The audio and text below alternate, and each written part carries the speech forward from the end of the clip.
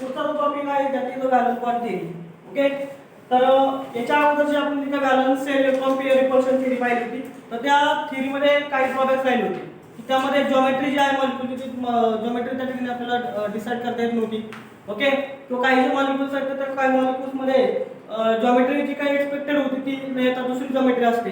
तर काही जे काही ड्रॉबॅक्स होते तर त्या ड्रॉबॅक त्या ठिकाणी आपल्याला मिनिमाइज करायचे होते. त्यानंतर पुढची जी थिअरी मांडण्यात आली that is known as the valence bond theory. म्हणजे काय, तर valence bond theory is generally develop okay for the formation of the covalent bond.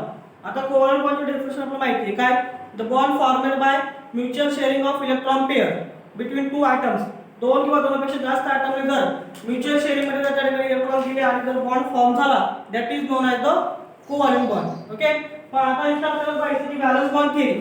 आता आपल्याला माहिती आहे की कोणताही बॉन्ड फॉर्मेशन होताना जे काही इलेक्ट्रॉन पार्टिसिपेट होतात ते कोणते असतात, व्हॅलन्स बॉन्ड मधले, बरोबर ना.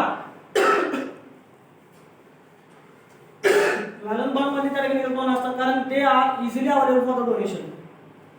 इनर इलेक्ट्रॉन जे आहेत इनर ऑर्बिटल मध्ये इलेक्ट्रॉन तर ते पेअर असतात. पेअर इलेक्ट्रॉन कधीही पार्टिसिपेट होत नाही. जे इलेक्ट्रॉन व्हॅलन्स किंवा जे इलेक्ट्रॉन त्या ठिकाणी हाफ फील्ड ऑर्बिटल्स आहेत तर ते हाफ फील्ड ऑर्बिटल्स त्या ठिकाणी काय करतात, त्या ठिकाणी त्या बॉन्डिंग पेअर मध्ये त्या ठिकाणी काय करतात तर पार्टिसिपेट होतात. असं त्या ठिकाणी आपण पुढे पाहिजे. तर this valence bond theory is one of the most important theory also known as VBT theory. Okay, पहिली आपण पाहिली की व्हीएसीपीआर थिअरी, त्या थिअरीनंतर ही थिअरी मांडण्यात आली. सो त्याचे त्या ठिकाणी महत्त्वाचे जे टॉपिक्स आहेत तर टॉपिक त्या ठिकाणी आपण फळ्यावरती लिहिलेले आहेत ते आपण त्या ठिकाणी पाहिजे. त्यानंतर याच्यावरचा जो काय व्हीबीटी थिअरीवरचा महत्त्वाचा टॉपिक आहे की हायब्रिडायझेशन. मग त्या ठिकाणी जे ऑर्बिटल्स आहेत ते ऑर्बिटल्स एकत्र येतात आणि कशा पद्धतीने नवीन ऑर्बिटल तयार करतात तर ते आपल्याला इन व्हीबीटी अंडर त्या ठिकाणी पाहायचं आहे. तर याचे महत्त्वाचे जे काही पॉस्ट्युलेट्स आहेत अझम्पशन्स आहेत तर ते काय करते पहा. पहिल्यांदा आपल्याला पाहिजे की व्हीबीटी थिअरी जी आहे तर ती व्हॅलन्स बॉन्ड थिअरी कुणी डेव्हलप केली, तर scientist Heitler and London. Okay, not Adolf Hitler, this is another Heitler. Okay, so VBT develop by Heitler and London. Okay, London is not the name of the country, it's name of scientist. Okay, so don't get confused. Hitler आणि London दोन scientist आहेत, त्यांनी त्या ठिकाणी देखील तर ही theory develop केली, एवढं आपल्या लक्षात ठेवायचे. त्यानंतर पुढे काय म्हणलं की VBT give mathematical justification for Lewis structure of electron pair making bond between atom. Lewis structure आपण जे पाहिलं होतं त्याच्यामध्ये काय व्हायचं, जे काही लोन पेअर आहेत तर त्या लोन पेअर जास्त जागा ऑक्युपाय करायच्या. त्याच्यामुळे काय व्हायचं की लेव्हिसने किंवा व्हीएसीपीआर थिअरीने सांगितलेलं स्ट्रक्चर आहे तर ते येत नव्हतं. तर इथं काय केलं की व्हीबीटीने काय केलं की मॅथेमॅटिकल जस्टिफिकेशन दिले की किती समजा जर 4 ॲटम जॉईन असतील सेंट्रल ॲटमला तर मग त्याचा टेट्राहेड्रल जॉमेट्री असेल, 3 असेल तर ट्रायगोनल, 2 असेल तर लिनियर, 6 असेल तर ऑक्टॅहेड्रल. ओके, अशा पद्धतीचं जस्टिफिकेशन कोणी दिले तर ते व्हीबीटी थिअरीने. आपल्याला पुढे जाऊन पाहिजे की कोऑर्डिनेशन नंबर म्हणजे काय, मेटल म्हणजे काय, लिगॅंड म्हणजे काय, ते आपल्याला पुढे जाऊन त्या ठिकाणी पाहिजे. याच्यामध्ये काय म्हणलं की VBT give mathematical justification for Lewis structure. VSEPR theory मध्ये काय व्हायचं की त्या ठिकाणी लेव्ही स्ट्रक्चर जे आहे लोन पेअर मध्ये त्या ठिकाणी काय व्हायचं की ऍक्च्युअल स्ट्रक्चर तुम्हाला त्या ठिकाणी आयडेंटिफाय करता येत नव्हतं. बट इन केस ऑफ दिस इथं काय होतं की तुम्हाला मॅथेमॅटिकल जस्टिफिकेशन दिलेले आहे व्हीबीटीने. ते कसं ते पुढे आपल्याला पाहिजे. पुढे काय म्हणलंय, covalent bond formed when half filled valence orbital of one atom overlap with half filled orbital of another atom. This is the first and this is the most important assumptions of this VBT theory. Okay, काय म्हणलंय covalent bond. covalent तो bond form होते. covalent bond formed when half filled orbital, half filled valence orbital, okay, of one atom overlap with half filled orbital of another atom. म्हणजे काय की दोन जे काय atoms आहेत एकाचा अर्धा ऑर्बिटल आणि दुसऱ्याचा अर्धा ऑर्बिटल दोघे एकत्र येतात आणि काय करतात तर ते कंप्लीट ऑर्बिटल त्या ठिकाणी तयार करतात. आता याच्यामध्ये तुम्ही जर एक्झाम्पल जर पाहिलं समजा कार्बन आहे. ओके, आपल्याला माहिती आहे की कार्बनचं काय आहे 1s2 2s2 आणि काय 2p2, बरोबर ना. मग आता आपल्याला माहिती आहे की इथं अशा पद्धतीचं त्या ठिकाणी इलेक्ट्रॉनचे अरेंजमेंट असते. ओके, याच्यामध्ये 2px 2py आणि 2pz, बरोबर आहे. आता काय होतंय की इथं दोनच इलेक्ट्रॉन आहेत अशा पद्धतीचे. ओके, मग आता इथं काय होतंय इन हायब्रिडायझेशन. आता आपल्याला माहिती आहे की हे जे इलेक्ट्रॉन्स आहेत ते व्हॅलन्स इलेक्ट्रॉन्स आहेत. कार्बनची व्हॅलन्सची 4 काय आहे तर ती आपल्याला पाहतोय आणि ते हाफ फील्ड ऑर्बिटल कशा पद्धतीने त्या ठिकाणी ओव्हरलॅप ते पाहिजे आपल्याला. याच्यामध्ये काय होतंय की दुसरी एक्साइटेड स्टेट हा जो काही एस ऑर्बिटल मधला हा जो इलेक्ट्रॉन आहे हा इथला एक इलेक्ट्रॉन त्या ठिकाणी इथे जातोय. ओके, सो इथला एक इलेक्ट्रॉन त्या ठिकाणी इथे गेल्यानंतर आपल्याकडे किती ऑर्बिटल झाले हाफ फील्ड 4. कार्बनची व्हॅलेन्सी 4 का आहे, 4 बॉन्ड का तयार करतो, तर इथं बघा हे जे दोन आहेत ते व्हॅलेन्स ऑर्बिटल्स आहेत. इथं काय होत आहे की इथं इथला जो इलेक्ट्रॉन होता इथं काय झालेलं आहे की अर्धा अर्धा ऑर्बिटल करायचे नाही का. समजा इथे 14 जण आहेत, तिघांनी एकाने पोटवर जेवायचं आणि एकाने उपाशी राहायचं असं नको, म्हणून काय केलं की तू अर्धी भाकर काय इथं जगून धरली. सो काय केलं मग याने काय केलं की एक इलेक्ट्रॉन याला दिला म्हणजे अर्धे अर्धे झाले. ठीक आहे पुढे जाऊन पाहू आपण भेटलं तर मग पोटवर जीव झालं. आता हायड्रोजन आपल्याला माहिती आहे हायड्रोजनचं जे काय कॉन्फिगरेशन आहे ते 1s1 आहे बरोबर आहे. मग याच्याकडे याच्यात एकच इलेक्ट्रॉन आहे. मग इथं काय आहे हे 14 जण आहेत बुक केले याच्याकडे अर्धे भाकर आहेत मग तू देऊ कोणाला. मग कार्बन काय म्हणतो की तू एकटा आहे ना तू अजून ते कसं नाही म्हणजे आपण त्या ठिकाणी काय करू की संकट नसा आपण करू. ओके मग काय झालं की इथं 4 हायड्रोजन मग एका हायड्रोजनने एक इलेक्ट्रॉन दिला बरोबर ना. मग इथं काय म्हणलंय covalent bond formed when half filled valence orbital. आता इथं बघा कार्बनचं अर्ध भरलेलं आहे बरोबर ना, समजलं ना. हाफ फील्ड ऑर्बिटल आहे. काही चेक कोणाला पडतं की ते रॉकेट सायन्स शिकतात, रॉकेट सायन्स खूप अवघड असं काही नाही, या अर्ध भरलेलं दिसते. मग काय म्हणतात की कोव्हॅलेंट बॉन्ड केव्हा तयार होणार आहे जेव्हा एका ॲटमचा अर्ध ऑर्बिटल भरलेलं दुसऱ्या ऑर्बिटल आता याचा अर्धा ऑर्बिटल आहे हे कळतंय ना. एक इलेक्ट्रॉन दिला की फुल होईल. मग काय होते इथं काय म्हणतात की कोव्हॅलेंट बॉन्ड केव्हा होईल when half filled orbital of one atom overlap with half filled of the other orbital त्यावेळेस तो कोव्हॅलेंट बॉन्ड फॉर्म होईल. मग आता इथं काय होतं की एक हायड्रोजन हा इलेक्ट्रॉन देईल इथं त्या ठिकाणी काय होईल पेअर होईल, दुसरा इथे देईल तिसरा इथे चौथा. मग जो काय CH4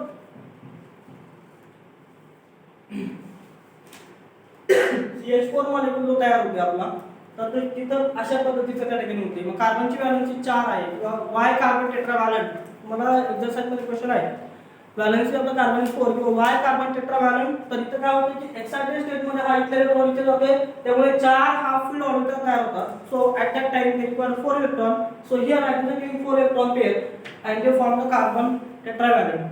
टेट्राव्हॅलेंट टेट्रा म्हणजे 4 व्हॅलेन्सी 4 व्हॅलेन्सी का आहे तर इथला एक एक्साइटेड इलेक्ट्रॉन तिकडे जातो आणि 4 हाफ फील्ड ऑर्बिटल तयार होतात. इथं काय म्हणतात की कोव्हॅलेंट बॉन्ड केव्हा तयार होणार आहे जेव्हा हाफ फील्ड ऑर्बिटल कार्बनचं आणि याचं अर्ध ऋण एकत्र येतील त्यावेळेस काय होणार कोव्हॅलेंट बॉन्ड बरोबर आहे. कोव्हॅलेंट बॉन्डची डेफिनेशन आपण पाहिली की म्युच्युअल शेअरिंग होणार इलेक्ट्रॉनचं. ओके नाउ नेक्स्ट काय म्हटलंय electrons in half filled orbital. मग आता पुढचं काय म्हणलं electrons in half filled orbital have opposite spin. Okay आता इथले जे आहे ते तिन्ही बघा हे चारही बघा.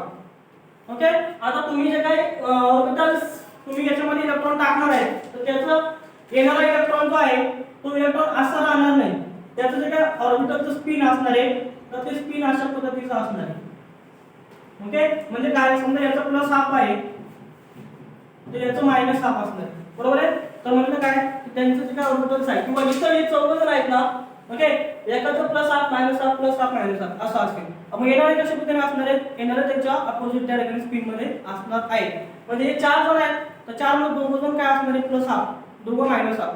मग येणारे पण दोघं प्लस हाफ आणि दोघं मायनस हाफ असतील आणि त्या ठिकाणी काय होणार की ऑर्बिटल त्या ठिकाणी काय होणार आहे इलेक्ट्रिकल इक्वालिटी काय आहे तर ते बॅलन्स होणार आहे. सो इथं काय म्हणणार आहे electrons in half filled orbital have opposite spin. मग इथं समजा 4 जण आहेत ते सुद्धा त्यांच्यामध्ये अपोजिट स्पिन असणार आहे. येणारे जे नवीन इलेक्ट्रॉन्स आहेत ते सुद्धा त्यांचं जे काही स्पिन आहे आपण पाहिले स्पिन क्वांटम नंबर मध्ये पाहिले 2 टाइपचे असतात क्लॉकवाईज किंवा अपर साइड असेल आपण पाहिले प्लस हाफ आणि मायनस हाफ. ओके तर तिथं ते अपोजिट स्पिन असतात. Now next greater the extent of overlap stronger is the bond. आता तुम्ही जर पाहिलं याच्यामध्ये आपल्याला पुढे पाहिजे की SS ओव्हरलॅप आपल्याला पाहिजे त्यानंतर SP ओव्हरलॅप ते आपल्याला पाहिजे. ओके कशा पद्धतीने समजा S ऑर्बिटल आहे 2 S ऑर्बिटल एकत्र आले. आता इकडे पहा समजा एक S ऑर्बिटल आहे आणि दुसरे एक S ऑर्बिटल आहे. So this is 1s this is 2s. मग हे जर एकत्र आले तर काय होणार आहे यांचं काय होणार आहे ओव्हरलॅपिंग जास्त फास्ट होणार आहे पण तुम्ही किंवा जास्त एक्सटेंड मध्ये होणार आहे.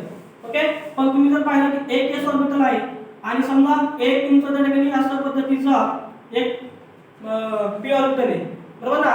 तुम्ही जर यांचं जर ओव्हरलॅप जर केलं तर काय होणार आहे तर यांचं ओव्हरलॅप तितक्या एक्सटेंड होणार आहे का दोन सेम ऑर्बिटल आहेत, दोन एस ऑर्बिटल असेल तर ते जास्त त्यांचं ओव्हरलॅपिंग होणार आहे. पण इथं तुम्ही जर पाहिलं एस ऑर्बिटल स्फेरिकल आहे आणि पी ऑर्बिटल डम्बेल शेप आहे, तर दोघांचं जर तुम्ही ओव्हरलॅपिंग केलं तर ते तेवढ्या एक्सटेंड होणार नाही. सो इथं काय म्हणलंय, greater the extent of overlap, जेवढं जास्त ओव्हरलॅपिंग होईल तेवढं जास्त काय होणार आहे, stronger is the bond stronger किंवा असणार आहे.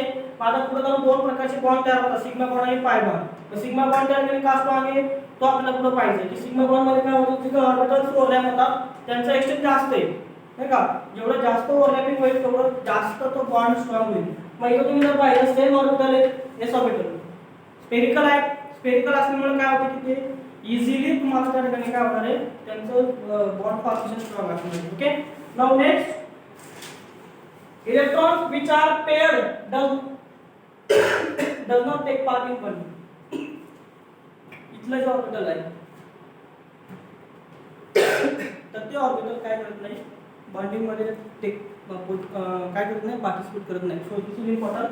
Electrons which are paired does not take part in bonding. आता इथं म्हणून काय केलं, इथं जर पेअर होता तर हे ऑर्बिटल झालं नसतं, म्हणून काय केलं, इथले इलेक्ट्रॉन इकडे टाकले त्यामुळे काय अनपेअर झालं. सो इथे काय म्हणलं, the electrons which are paired, जे इलेक्ट्रॉन पेअरिंग मध्ये आहेत ते इलेक्ट्रॉन काय करत नाही, याच्यामध्ये बॉन्डिंग मध्ये पार्टिसिपेट होत नाही. म्हणजे हे इलेक्ट्रॉन काय आहे, तर हे electron does not available for the donation, बरोबर ना. इथले इलेक्ट्रॉन काय नाही, तर इथले इलेक्ट्रॉन त्या ठिकाणी डोनेशनला अवेलेबल नाही, असं त्या ठिकाणी बीबीटीचं म्हणणं आहे. नाउ नेक्स्ट, ड्युरिंग बॉन्डिंगच्या वेळेस काय होते, तो बॉन्डिंग मध्ये काय होते, only valence electron lose their identity, बरोबर आहे. आता इथे पहा, इथले जे आहेत आतले ऑर्बिटल्स आहेत तर त्यांची जे काय आयडेंटिटी आहे ती चेंज होत नाही. इथले जे काही व्हॅलन्स इलेक्ट्रॉन आहेत की जे त्या ठिकाणी बॉन्डिंग मध्ये पार्टिसिपेट होतात त्यांची आयडेंटिटी चेंज होते. एकतर त्यांचं स्पिन चेंज होईल, ओके, त्यांची जागा चेंज होईल, त्यांचं हायब्रिडायझेशन चेंज होईल. ओके, तर इथं काय म्हणलं की व्हॅलन्स इलेक्ट्रॉन जे आहेत, जे इलेक्ट्रॉन पार्टिसिपेट होतात बॉन्ड फॉर्मेशन मध्ये, त्यांची आयडेंटिटी कमी होते किंवा त्यांची आयडेंटिटी लॉस होते किंवा ते आयडेंटिटी लूज करतात, बाकीच्यांची आयडेंटिटी आहे तशी राहते. Okay, now next, bond formation result in release of energy. आता समजा इथं कार्बन आणि हायड्रोजन दोघांनी त्या ठिकाणी बॉन्ड फॉर्म केला. आता एखादा बॉन्ड फॉर्म करायचा आहे त्यावेळेस काय होणार आहे की अमाउंट ऑफ द एनर्जी काय होणार, रिलीज होणार आहे, बरोबर ना. मग त्यावेळेस काय म्हणलं की इथं amount of the energy release bond formation result in release of energy, that means always bond formation is exothermic reaction, बरोबर ना. आपण पाहिलं की एक्सोथर्मिक मध्ये काय होते, एनर्जी रिलीज होते. सो इथं काय म्हणलेलं आहे की ऑलवेज जेव्हा जेव्हा कोवॅलेंट बॉन्ड फॉर्मेशन होणार आहे मॉलिक्युल्स मधून एनर्जी बाहेर पडेल. Okay, so this is important. Now next, overlapping of orbitals form sigma and pi bond. आता हे महत्त्वाचं आहे, पुढे आपल्याला पाहिजे की सिग्मा बॉन्ड केव्हा तयार होतो, पाय बॉन्ड केव्हा तयार होतो, याचा डिफरन्स आपल्याला पाहिजे 5 ते 6 पॉइंट. मग सिग्मा बॉन्ड आणि pi bond, sigma bond strong का आहे ते आपल्याला पाहिजे. ॲक्सियल आणि लॅटरल ओव्हरलॅप यांच्यामध्ये ठरलेलं आहे, आपल्याला ते पुढे पाहिजे की इथं समजा तुम्ही जर पाहिलं की दोन ऑर्बिटल एकत्र जास्त आणि स्ट्रॉंग बॉन्ड तयार झाला तर सिग्मा मध्ये काय होते, जे ऑर्बिटल आहेत तर त्या ऑर्बिटलचं पूर्ण मिक्सिंग होते, त्याच्यामुळे काय होतं की बॉन्ड स्ट्रॉंग असते. पाय मध्ये काय होते की त्या पाय मध्ये ऑर्बिटलच्या ठिकाणी काय होत नाही, तेवढ्या लार्जर एक्सटेंटली ओव्हरलॅप होत नाही, त्यामुळे तो वीक बॉन्ड आहे, तो पुढे पाहिजे.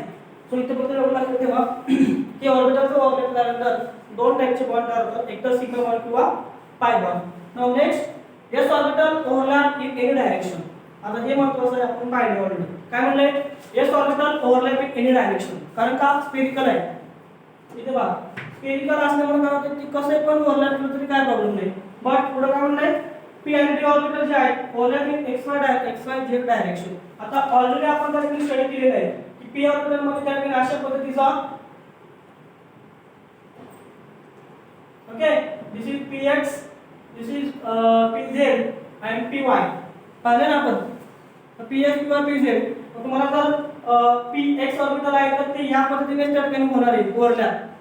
तुम्हाला वाटलं अशा पद्धतीने होणार नाही. मग काय म्हणलं किंवा डी ऑर्बिटल्स आपण पाहिले, px² - y² pxy pyz ते आपण पाहिले. ओके, समजा डी ऑर्बिटल जे आहे, ओके, समजा दिस इज dxy व dyz, dxy आहे, तर ती जे ओव्हरलॅप आहे आणि याचं आणि समजा याचं ऑर्बिटल आहे याचं ओव्हरलॅपिंग जर केलं तर ते अशा पद्धतीने होणार आहे किंवा अशा पद्धतीने ओव्हरलॅप होईल किंवा इकडे होईल ओव्हरलॅप. ओके, तर त्यांनी काय म्हटलेलं आहे एस ऑर्बिटल जे आहे तर ते एस ऑर्बिटल कोणत्या डायरेक्शनला ओव्हरलॅप होईल, पण पी आणि डी ऑर्बिटल जे आहे तर overlap with x Y Z direction. बरोबर ना, आपण पाहिले समजा जो इलेक्ट्रॉन पी ऑर्बिटल मधला एक्स याच्यामध्ये आहे डीएक्स मध्ये आहे तर तो त्या डायरेक्शनने त्या ठिकाणी ओव्हरलॅप होईल, दुसऱ्या ऑर्बिटल मध्ये ओव्हरलॅप होणार नाही. पण एस ऑर्बिटल स्फेरिकल असल्यामुळे ते कोणत्याही पद्धतीने कसंही त्या ठिकाणी ओव्हरलॅप होईल. ओके, आणि शेवटचं काय म्हणलं की covalent bond directional in nature. Covalent bond काय आहे तर डायरेक्शन आहे, म्हणजे डायरेक्शन त्याला स्पेसिफिक डायरेक्शन असते, म्हणजे इलेक्ट्रॉन कोणी दिलेला आहे कोणाला दिला आहे किंवा कशा पद्धतीचा आहे त्याला specific direction. Okay, so these are the some important topics which are related with the VBT theory. पुढे जाऊन आपल्याला याच्यामध्ये पुढे पाहिजे की एस एस ओव्हरलॅप, मग दोन एस ऑर्बिटल ओव्हरलॅप झाले एसपी ओव्हरलॅप किंवा बाकीचे ऑर्बिटल ओव्हरलॅप झाल्यानंतर काय होते याच्यामध्ये पुढची एक महत्त्वाची कन्सेप्ट आहे हायब्रिडायझेशन. मग इथं समजा ते दोन ऑर्बिटल एकत्र आले आणि त्यांनी नवीन ऑर्बिटल तयार केलं तर ते नवीन ऑर्बिटलची जी काही आयडेंटिटी आहे ती इतरांपेक्षा वेगळी असेल तर त्याला म्हटलंय hybridisation. That means the mixing and recasting of atomic orbital to form the new molecular orbital. बरोबर ना, हे दोन ॲटॉमिक ऑर्बिटल एकत्र आल्यानंतर काय होते नवीन मॉलिक्युलर ऑर्बिटल तयार होते. मग पुढची जी थिअरी आहे ती आहे MOT मॉलिक्युलर ऑर्बिटल थिअरी. त्याच्या अगोदर आपल्याला काय पाहिजे हायब्रिडायझेशन. मग त्याच्यामध्ये SP SP3 DSP DSP3 किंवा SP3D2 हायब्रिडायझेशन. तर समजा SP3 म्हटलं पुढे आपल्या स्क्रिप्टमध्ये पाहिजे SP3 म्हटलं त्याच्यामध्ये काय 1s ऑर्बिटल आणि 3p ऑर्बिटल एकत्र आले. आता तुम्ही जर पाहिलं इथं बघा एक s ऑर्बिटल आहे आणि 3p ऑर्बिटल मिक्स झाले. सो मिथेन मधलं जे काय आहे ते कोणतं टाइपचं येतं sp3. कळलं ना, इथं पहा इथला एक s ऑर्बिटल इथे इलेक्ट्रॉन टाकला म्हणजे तो पार्टिसिपेट झालाय इथे एक, मग इथला एक s ऑर्बिटल आणि 1 2 3 सो sp3. काही मध्ये d ऑर्बिटल सुद्धा त्या ठिकाणी मिक्स होते. ओके, तर ते आपल्याला त्या ठिकाणी पाहिजे. थोडं जाऊन ती कन्सेप्ट तर ती कन्सेप्ट याच्यामध्येच आहे व्हीबीटी मधली.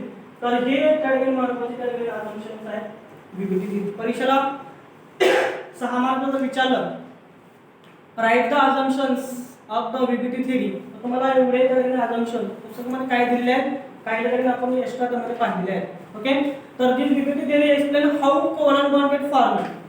ओके, कोव्हलंट बॉन्ड कसा तयार होते त्या ठिकाणी सांगितले. त्याच्यामध्ये मॉरल ऑफ द स्टोरी काय की कोव्हलंट बॉन्ड केव्हा तयार होणार आहे जेव्हा दोन ॲटमचं हाफ फील्ड ऑर्बिटल एकत्र येतील त्यावेळेस काय होणार आहे कोव्हलंट बॉन्ड फॉर्मेशन होणार आहे. आणि त्याच्या त्या ठिकाणी महत्त्वाचं त्या ठिकाणी असम्पशन्स किंवा त्या ठिकाणी काय आहे तर पॉच्युलेट त्या ठिकाणी दिलेले आहेत. त्याच्यामध्ये पण काही काही ड्रॉबॅक्स आलेले आहेत, ड्रॉबॅक्स आपल्याला पुढच्या याच्यामध्ये पाहिजे. ओके, म्हणजे याच्या अगोदर आपल्याला एसएस ओव्हरलॅप ऑर्बिटलचं डिफरंट ऑर्बिटलचं ओव्हरलॅप पाहिजे, हायब्रिडायझेशन पाहिजे आणि मग यातले काही लिमिटेशन्स आहेत ते लिमिटेशन्स ओव्हरकम करायचे म्हणून मॉलिक्युलर ऑर्बिटल थिअरी ती थिअरी आपल्याला त्या ठिकाणी नेक्स्ट याच्यामध्ये त्या ठिकाणी पाहिजे. सो समजली VBT theory. Okay, so give the heading